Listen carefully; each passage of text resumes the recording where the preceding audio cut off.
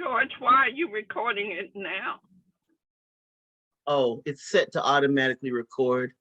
I should just. Kim, can you walk through people introducing themselves? Kim Thomas, Secretary, please. All right, good evening, everyone. I'm Kimberly Thomas, and I am the secretary for the SARN Admin Board. And could everybody please introduce yourselves? According to my Zoom, the first up is Julia Bishop, and I guess we'll start from there. Hey, I'm Julia Bishop. I am a SARN board member and just glad to be here. Julia, tell us your city and state. Southport, North Carolina. I am close to Wilmington. Okay, thank you. Let's see, Teresa's in transit. Next up, Samantha Turner.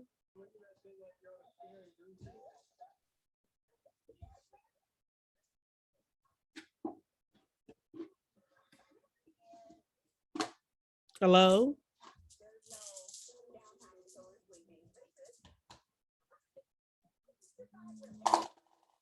Uh-oh, is it me? I can't hear you, Samantha. She's here, but she's muted. George, it's the current board members who should introduce themselves. Samantha does not introduce herself on this part of the agenda. I see. Sorry, Kim Thomas. I'm pulling into my driveway, and we'll probably sit in the car and do the call from there. So Adrian and Rosa and the other board members, Kim, should introduce themselves. Okay, Rosa, I think you're next. Hey, I'm Rosa Saavedra. I'm a member of the Triangle Wilton branch, and I'm currently on the SARN board. I live in Raleigh, North Carolina. Thank you, Rosa. I see Kim Porter.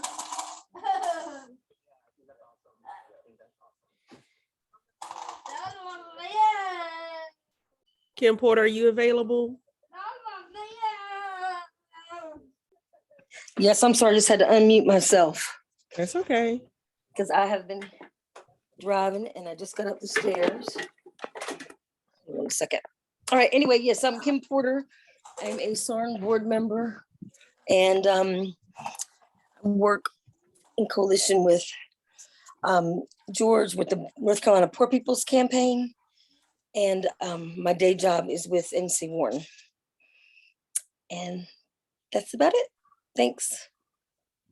Thank you. And I thought I saw Adrian on here, but I don't see him on my end, but I thought he joined us. He was here. The Davises are here. Kim Thomas, I'll take over from here. Okay. So Rhonda Davis, would you introduce yourself? Let's see. Hi, my name is Rhonda Davis and I live in Durham, NC. Max? My name is Max Davis and I live in Durham, North Carolina as well. Thank you. Both Rhonda and Max joined the board in January. And I'm Teresa Elamine. I'm the founder and board chair, and I live in Columbus, Georgia. Etta Lamb. Hello, I'm Etta Lamb. I'm a board member of SARN, and I live in Columbus, Georgia. Thank you. So Ed and I are here in the car. We're glad for a great turnout. So George, since I'm using my phone, you can help a lot. And I must say, board members, that George Friday has been hired to assist the very busy board chair in pulling the meetings together when we meet quarterly. And we do pay George $25 an hour for her coordinating the board meeting, sending out the Zoom information. So I'm very grateful that she has the time to work with us on that. In lieu of having a director, George is playing that role in many ways, which we will discuss as we move into the financial point. But for now, our practice is always to approve new board members so that they can participate fully in the meeting. Two of the board members work the evening shift. One is Jordan Hester, who lives in Raleigh, North Carolina, and he works at a hotel where I stay frequently in Durham, and he's agreed to join the board. I sent out a picture of him a week or so ago, and the other person who can't be with us, her name is Janae, Janai. Her last name is Cobb, and she works at Red Lobster in the evening. She's 25 years old. She lives here in Columbus, and she has a beautiful little 3-year-old. So we're looking forward to her participating in our SPICE, Strong Parental Involvement in Community Education project here. So we usually confirm board members, new board members by acclamation.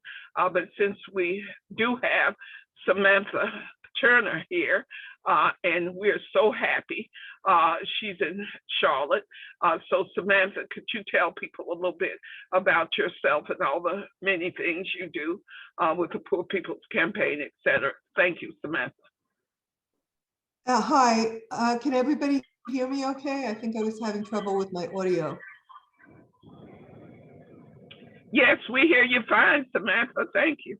Okay, great. So I'm Samantha Turner. I live here in Charlotte, and I'm part of the WILP Triad branch with George. I also co-chair the Southern Piedmont Circle of the North Carolina Poor People's Campaign with George. And I'm also a member of the Reimagining America project here with Reverend Rodney Sadler. And I work very closely with that. I'm working right now with several voting organizations to organize and mobilize and canvass and postcard and everything else that it's going to take to mobilize voters to the polls for this important midterm election cycle. So yeah, I got my hands full, but I think I've been a member of SARN, and I'm happy to be on the board with everybody. Well, thank you, Samantha, because we're happy to have you. Now, this is when we take the official vote. So all the current board members, I believe there are 6 of us, maybe more, because Etta and I are here together. That's 2. Julia is here, 3. Kim Porter is here, 4. Kim Thomas is here, 5. Rhonda Davis is here, 6. Max Davis is here, 7. And Rosa Saavedra is here, 8. So the 8 of us are gonna vote, and we do this by consensus. Are there any objections to Samantha Turner, Janae Cobb, or Jordan Hester joining the SARN board? Are there any blocking concerns? Is there any unreadiness? Well, let's declare that Samantha Turner and the two young people that I know that most of you hopefully will get to see in June when we do our quarterly board meeting in June. So thank you for that. George, what's next on the agenda? Approving the minutes. Oh, yes, that's on you, Kim Thomas. So do you have the minutes from the January board meeting? Okay, bear with me 1 second. Let's see. Do you need to be host to share your screen, Kim?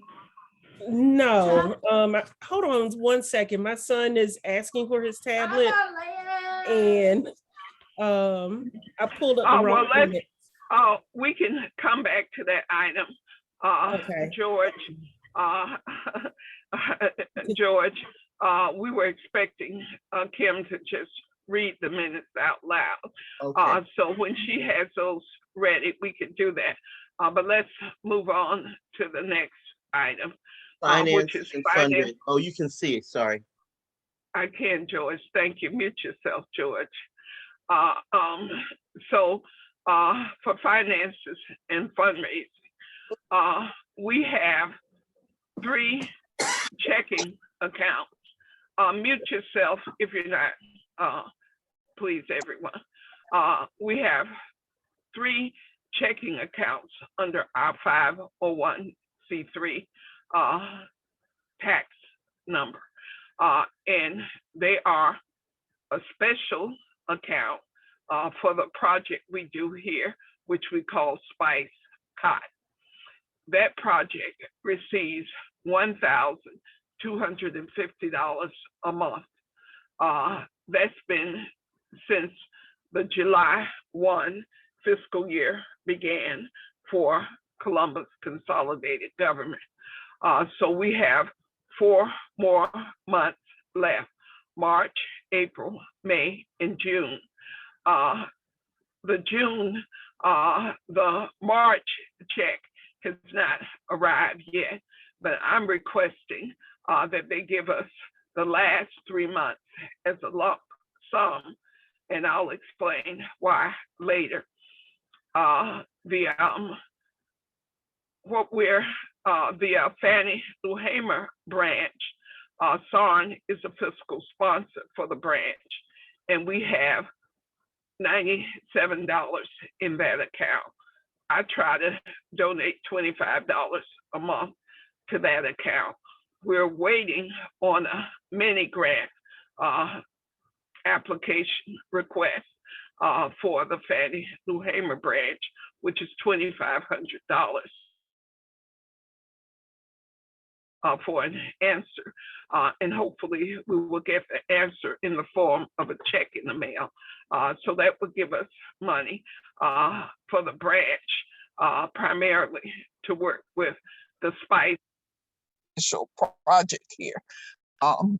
And the other account, which we call our main account, I refer to it as the petty cash general fund.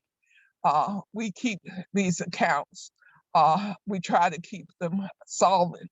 We ran into a little problem this month with the Spice Cot project, and we were overdrawn. And so I had to transfer $200 from the general fund account, which had about $400 in it. So I transferred that to the Spice account. When the Spice account check comes, I will transfer that money back to the general fund. And we had a great dinner this evening using the Spice account. It was a Spice meeting, and I have posted pictures to Facebook. And the meeting was at Chili's, and it cost us $105. Danita Gibson-Lloyd and I left the tip out of our own cash, but $105 charged against the Spice account. We have a credit card, and the credit card is always close to maxed out lately because we've been in a kind of austerity period, which was initiated by our treasurer, who's on leave. And since she's on leave, Deidre Whittlesey and I are managing the funds of the organization. It's not ideal. Deidre is vice chair, so she's a signer on the accounts. But what we need to get to as soon as possible is an actual treasurer. We do have a CPA, and he sends out our 990 forms every May, and he does that for basically pro bono. And so that's the financial situation. On the fundraising end, I have been constantly raising money because of our austerity period. And I do want to thank the board members who have responded to the appeal of $100 from a few good friends. What I've been trying to do is raise $1,000 by April 1 by asking people for $100 donations. So Etta Lamb donated 100. Russell Cody donated 100, and I raised $100 from the funeral home that's gonna do my memorial service. So I got $100 from the owner of the funeral home, and I got $100 from Jonathan Koch, who is based in Chapel Hill. When I was there earlier this month, he gave me a check for $100. So we're not quite there. So I'm appealing to all board members. The best way to donate at this point is to mail a check because we could deposit the check right away in the account. And the address is the SARN P.O. Box. And George, if you could put it in the chat, the SARN P.O. Box is 6582. And it's Columbus, Georgia, 31917. I want to thank folks who have donated to the fundraiser that I set up this month on Facebook. We will not see that money until May. But in May, we have to pay Network for Good $1,200. So we will be raising money quite a bit furiously over the next few weeks. And I have been the primary fundraiser, but we must pay Network for Good within the first week of May, $1,200, because they process our donate button and they make sure our deposits go into our account on the 15th of each month. The other bill that we have to pay, and we appreciate George's patience. What George and I have been doing is writing grants. On February 15th, we turned in an application, a concept note, to the Plowshares Fund for $50,000. George is going to follow up with them to find out if we made the cut, so that they would ask us for a full proposal, which we would provide this spring for the Fannie Lou Hamer second annual Human Rights Conference scheduled for December. If we do get the money, we'll get it in June, and it will cover the period from July to June of 2023, 1 year.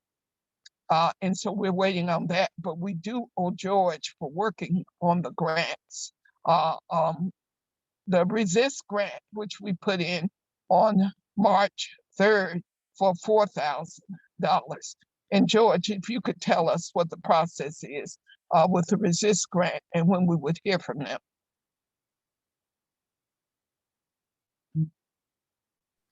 Are I you know there? that yes, I'm here. Resist will give their decision in April. And did you see the email from Raul? No.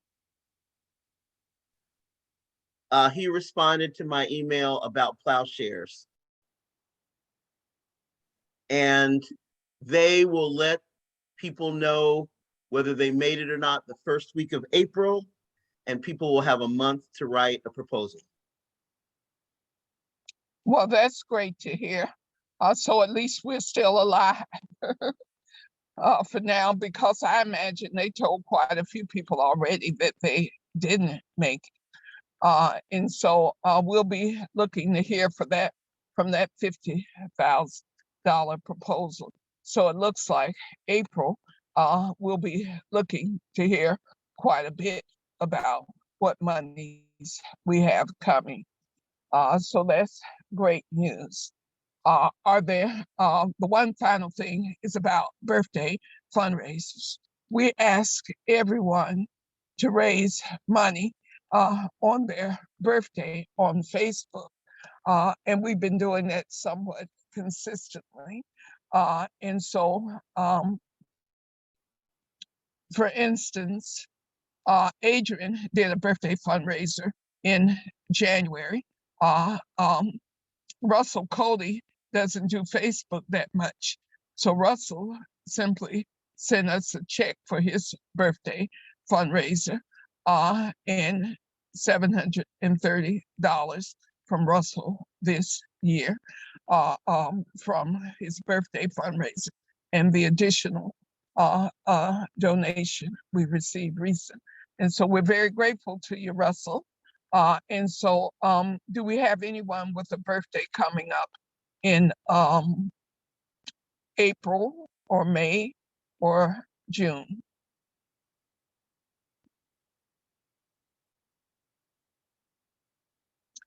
Well, I do believe that Deidre has a birthday in April, and she'll be turning 51. So we ask that people raise their birthday or birth year on birth years with a zero added. So for instance, I'll turn 74 in June. So I will raise $740 or more for my birthday fundraiser. And that is how we have a kind of steady flow of income on a monthly basis through doing the fundraisers. Are there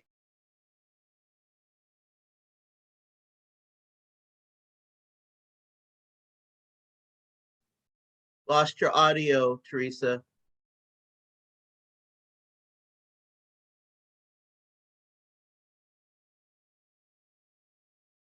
can make a $100 donation by mailing in a check within the next week or two.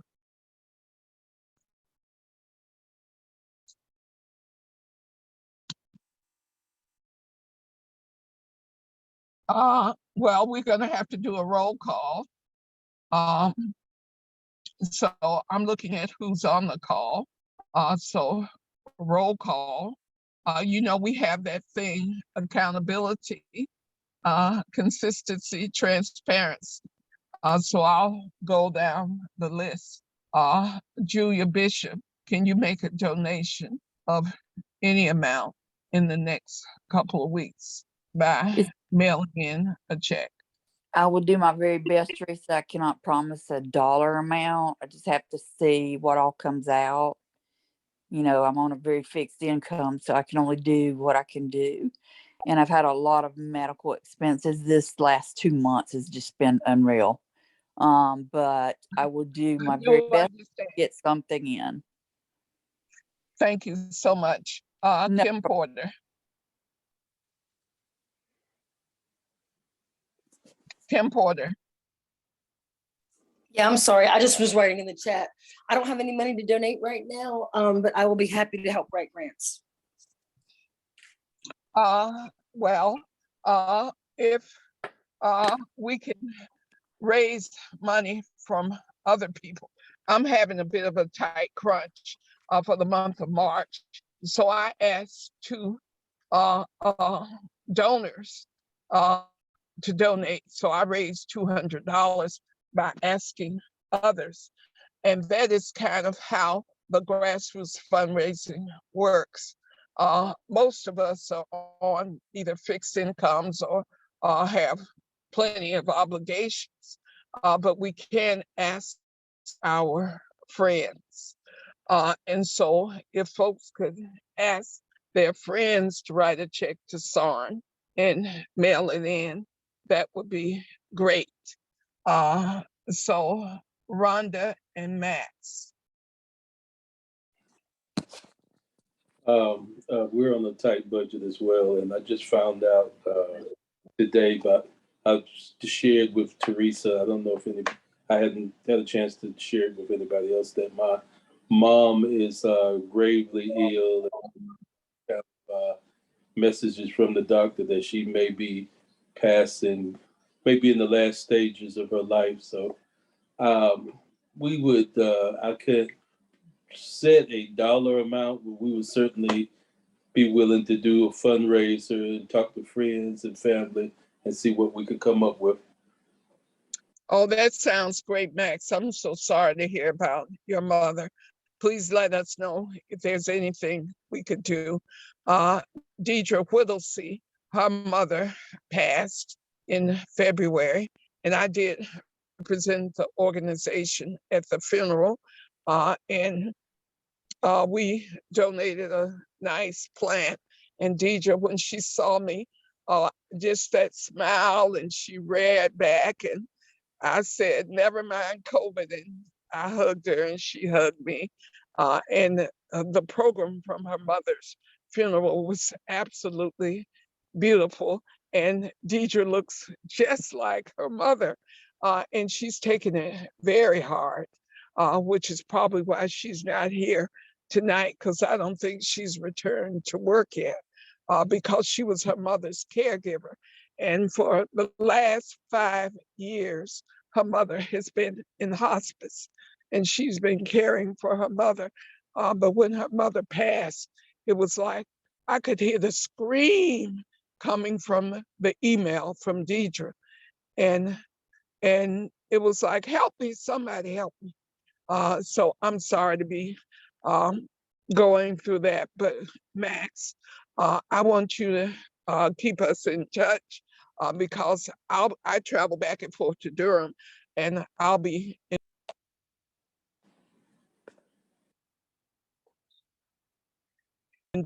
So keep us in touch. I think I certainly will. I just also wanted to mention that we're just dealing with the fact that Rhonda just lost her mom in August of last year. So this is kind of all like back to back.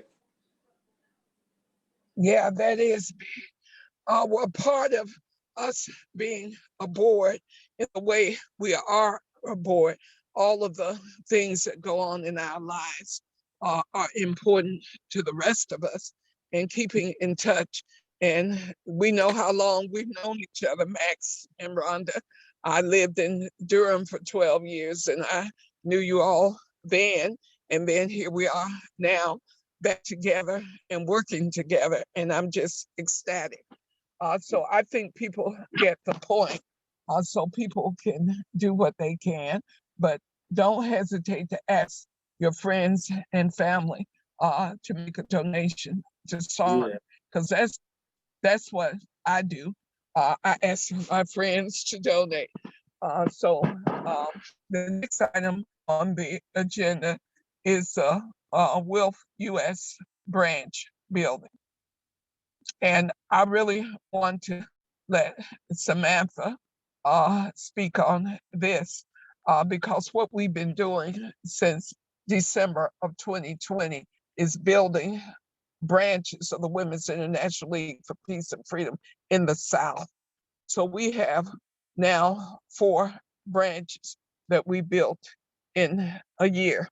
And that's the Fannie Lou Hamer branch, the Metro Atlanta branch, which Adrian is a part of, and then the Triad branch, which Kim Porter is a part of, and now the new Southern Piedmont branch, which Samantha is a leader in. So Samantha, since you're the new branch online here, anything you want to say about the branch, how many members you have so far, and whether or not you have your steering committee set up? So this is a brand new branch, the Southern Piedmont branch, and we broke. I got it wrong on the on my introduction. I am now part of the Southern Piedmont branch. I am not part of the Triad. So we've separated, and we do have 10 members here. And we have not yet had a convening meeting. So we have not set up a steering committee yet. George and I have been working really nonstop on the Poor People's Campaign March 28th rally in Raleigh in preparation for Reverend Barber coming through on the More Tour Moral Monday rally at Bicentennial Park. We're trying to fill a bus or two to get up there, and we're calling all our partners, and we've just been on nonstop meetings with the coordinating committee. Well, that is next on the agenda. We'd like to hear a brief report on the Poor People's Campaign, and we'll do something from the Georgia end. But in terms of the Wealth International Congress process, George, could you put up the Black Liberation Caucus strategy chart now?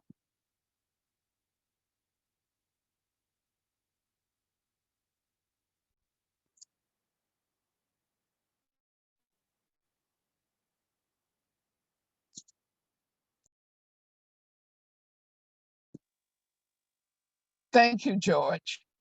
The Black Liberation Caucus of the Women's, excuse me, of the Women's International League for Peace and Freedom adopted the 3-year strategy chart that George and I have been working on together. And for the short-term period from January of this year until June of this year, we're working with the other branch partners and allies to recruit 50 new members. And I think we're about halfway there. And so I'll be checking with Chris Wilbeck to see, but what's starting to happen is that because we've been recruiting so much in the South, other branches are now looking at recruiting, particularly Pittsburgh and Philadelphia are looking to recruit new members and members of color. So Black women are starting to join those branches that have been historically all white branches. So part of what we're doing is bringing in more women of color into WILF. So people who join WILF in 2021 will be eligible to run for the national board in 2023. And people like me and George, I've been a member for quite a while. And so I'll be running for the national board this year, as will George. And so our goal is to transform WILF based on who's in the leadership. That's part of this strategy that's reflected here. And as you can see, we have quite a few activities coming up this month. Now, this strategy chart will be shared with all of you to look at later. Those of us who are in the Black Liberation Caucus on the call are Kim Thomas, Rhonda. We're going to gift you a membership. SARN has committed to gifting 2 to 3 memberships a month. So Rhonda, we can talk, but the goal is that all of the women on the board and the men who would like to are gonna be members of WILF because the Southern Anti-Racism Network made that commitment a year ago that we would help to build WILF into an anti-racist organization. And so Rosa is a member of the Triangle Branch, Samantha in the Southern Piedmont, Kim Thomas in the Southern Piedmont, Kim Porter in the Triad Branch, and Etta Lamb and I are members of the Fannie Lou Hamer Branch. And of course, George, our consultant director, is a member of Southern Piedmont as well. So as you can see, our commitment is strong to Will. So are there any questions or comments about the Will item on the agenda?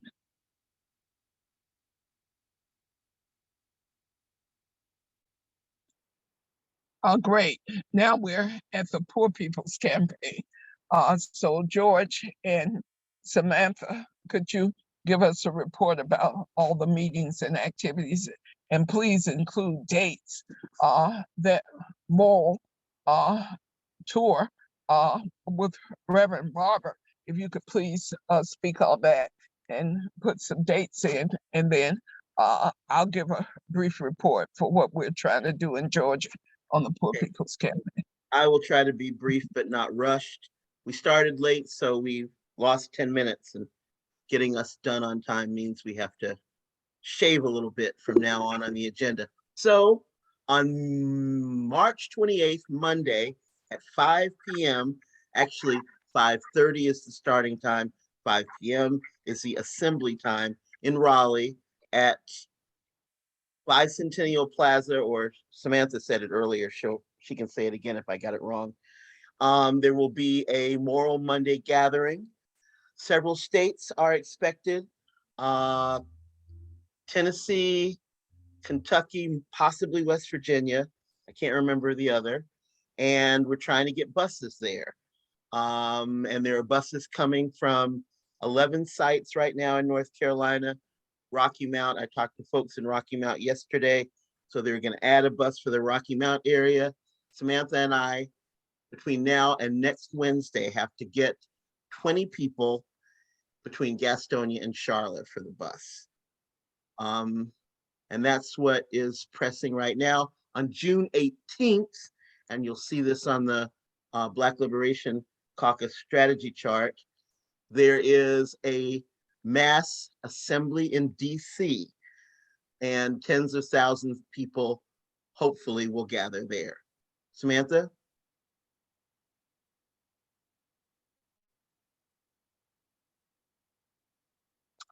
Well, George and Samantha, I'm unclear about these 20 people that you're getting together for a bus. For what date is that? March 28th. The bus would leave around 2 or 3 in the afternoon and come back that night by 10 or 11, leaving from the Charlotte area. There's 11 other sites in North Carolina where they're picking people up from the 28th. And where are they going? To Raleigh? To Raleigh. Okay. Well, I think that's a good report.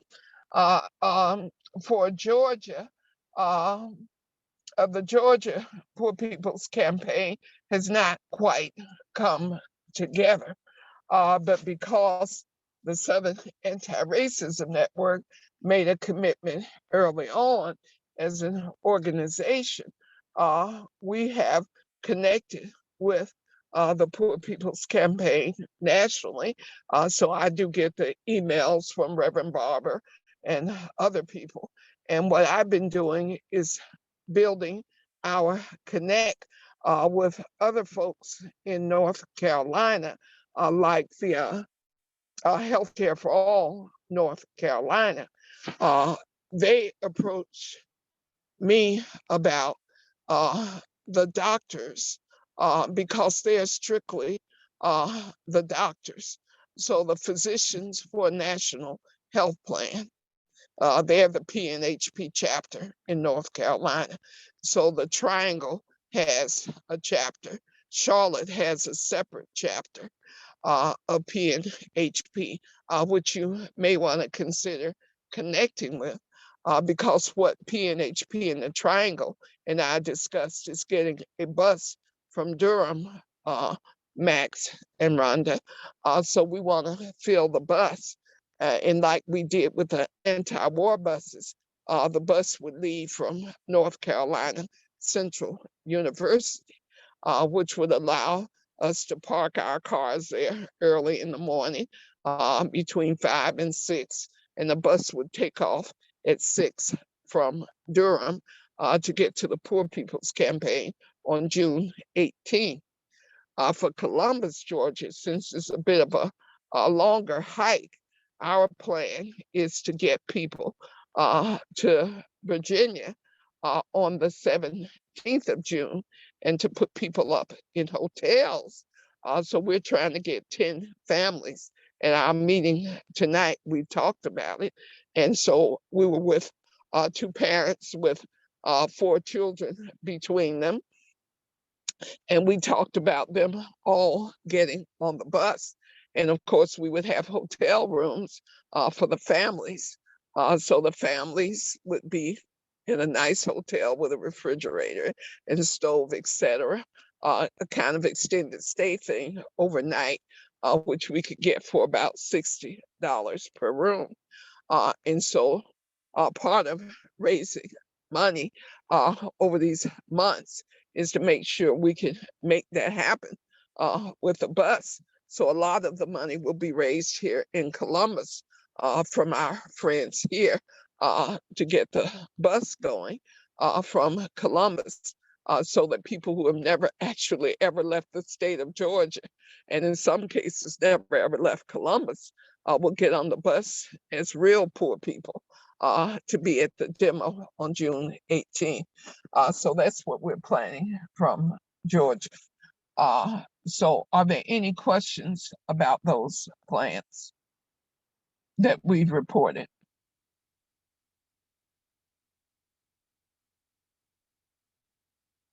Oh, that is great. Yeah, Rhonda. Yeah, I kind of remember that. But you know, NCCU has always been so good. And I have a couple of professors that I work with there in the political science as well as the law school. And so we'll try to get some students to help fill the bus. I think there'll probably be about 15 to 20 doctors, and they're all going to be wearing their white coats.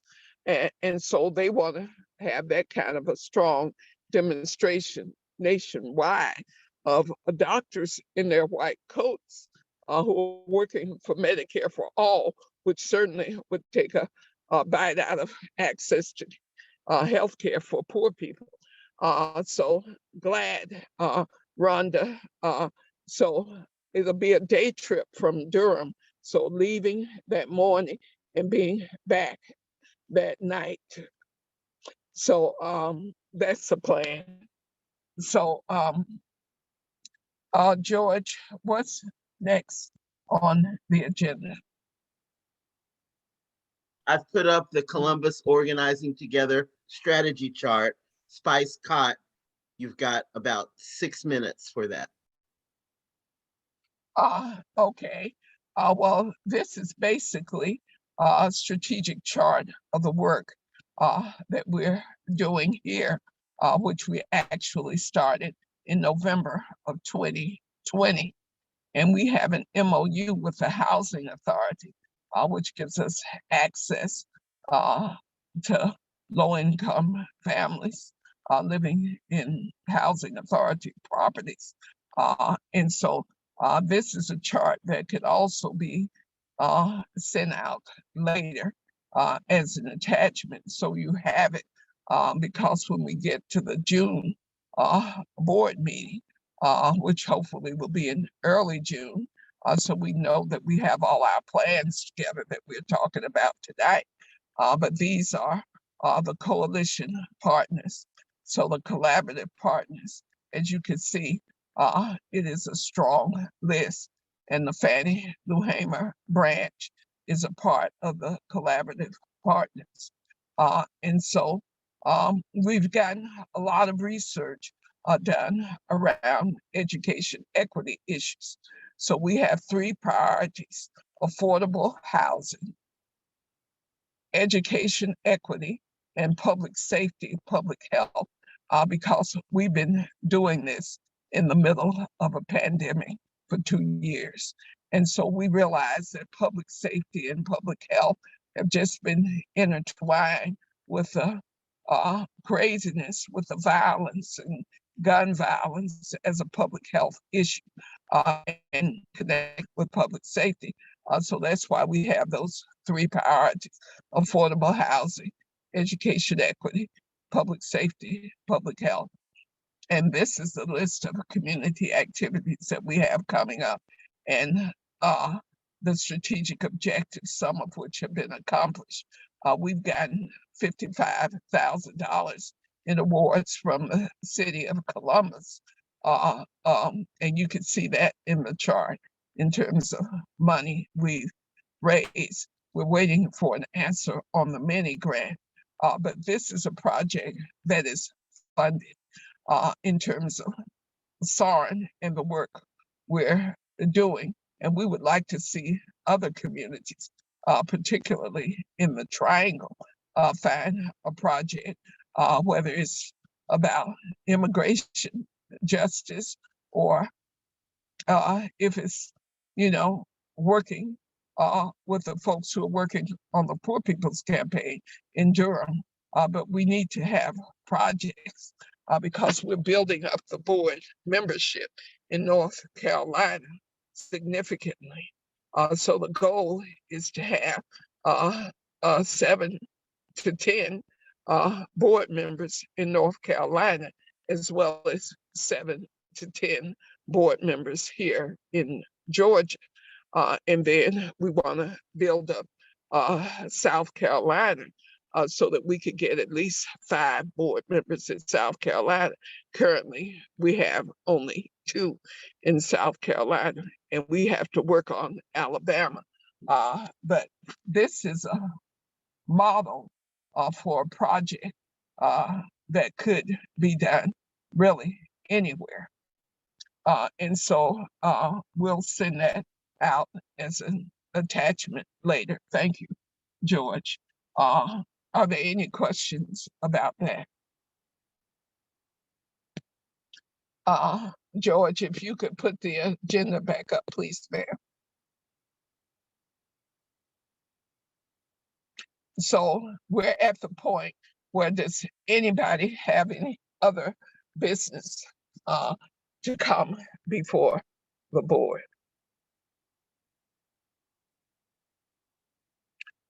Well, Rosa, I know that we've had an exchange over email where you haven't actually responded or called me, but the only other business is, are you committed to being on the SARN board? Yes, I am committed to being on the SARN board. I do appreciate the coordination that George does. So as long as communication is back and forth, I am traveling to Puerto Rico a lot more, but I am committed to being helpful if I'm helpful on the SARN board. If I am not, then my objective is to be helpful. Or to be well, part of the way that you can be helpful is when the board chair calls you or emails you to respond. And I have made kind of numerous attempts to reach you to talk about work in the Triangle, and in particular, the proposal about the immigration brochure, bilingual, which Adrian is not here, but the idea was for the 2 of you to get together and try to come up with a bilingual brochure that we could use around immigration justice inside of that committee with Will.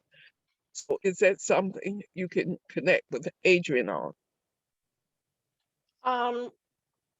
I can connect with Adrian on that, yeah. That's not to say that that's something that I'm willing to do, but I can connect with Adrian on that. Well, at the first opportunity, if you could give me a call, I would appreciate it. Okay. Thank you. Now, the last item on the agenda is choosing our June meeting date, which is proposed as the 7th or the 8th. So could people look at their calendars and make sure there's no conflict and that we can choose the best date for all of us. I had put it on my calendar for both dates. We normally do these meetings at 8 p.m. And so we could do it an hour earlier if that works for people. So please speak if you have a preference. June 8th is good for me, and I like the idea of doing it at 7 p.m. like you suggested, whichever day is chosen by the group. Thank you. June well, 8th works for me. June 8th works for me as well. Same time. So who was that speaking? Julia and then Kim Thomas? Yes. Okay. No, So I don't know that I can make it on June 8th. Wednesdays are a hard time for me usually. Tuesdays usually I can make it, but I would do my very best, absolutely. well, the other thing that I forgot to mention is that since Kat Canella, our treasurer, is on leave, we've asked Kim Porter to join the admin committee so that we can have the 5 members of the admin committee. So we do need to get a consensus approval on adding Kim Porter to the admin committee. That would mean that the admin committee would be me as board chair, Deidre Whittlesey as vice chair, Kim Thomas as secretary, Adrian Bernal as an at-large member, and Kim Porter would come on as an assistant secretary to assist Kim Thomas with the preparation of the minutes to ensure that we have the minutes sent out after each board meeting and that the minutes can be read and approved at the board meeting. So, by the way, Kim Thomas, did you locate the minutes from January? Actually, that particular meeting, I did not attend because I had to work. Oh, I had forgotten. Okay, so we don't have any minutes from January, but when we get to our June meeting, we'll have minutes for the board from this meeting. In our admin committee meeting for April, we might as well decide that now. Are there any objections to Kim Porter coming onto the admin committee as assistant secretary of the board? No objections, no blocking concerns, no unreadiness. Well, Kim Porter, welcome to the admin committee. The admin committee meets monthly. So in between board meetings, we decide expenditures and other issues that might come up that require a decision. If we're asked to sign on to something for a campaign with UFPJ or Code Pink or whatever, then that's part of what the admin committee does. So I think we're gonna settle on June 8th for the board meeting, since I didn't really hear any objections. And if we want to move it up to 7 p.m., are there any objections to moving it to 7 p.m.? Mm. Well, great. So the next board meeting is June 7th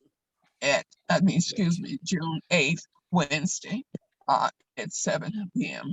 So George, you can take responsibility for doing the Zoom for that, right? Absolutely. Okay, thank you, ma'am. So I Thank got it. you. I got it on my calendar, 7 p.m., June 8th. Now, if we could go back to April,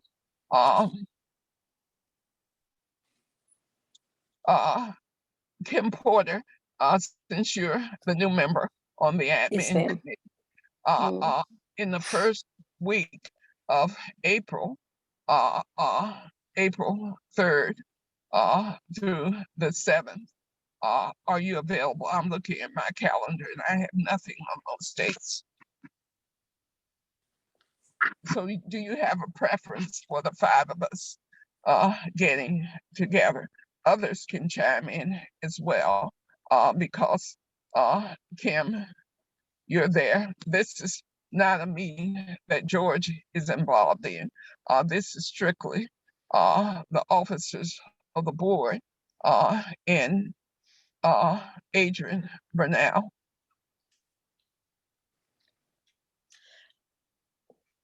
I can be available that Tuesday or Wednesday, and Tuesday works better for me, depending on what works for everybody else. And is there a certain time that we normally meet?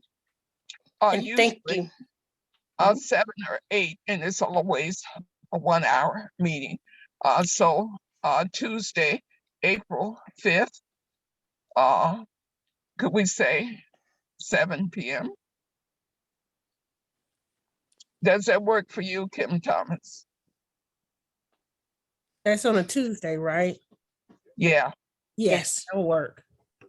Okay, good. Well, I'll let Adrian and Deidre know, and we can all plan for Tuesday at 7 p.m. And I will send out the Zoom for that meeting. Well, I think my clock is saying 9:02. So if there's no other business to bring before the board, could we get a motion to adjourn? Motion to adjourn the meeting. Second. Thank you. No objections. Then have a good evening. The meeting is adjourned, and we'll be talking together because there's so much work and so many things we're doing together. So I'm sure I'll be talking with you in the next days in one way or another. Good night, everyone. Good night. Good night. Good night. Thanks, y'all.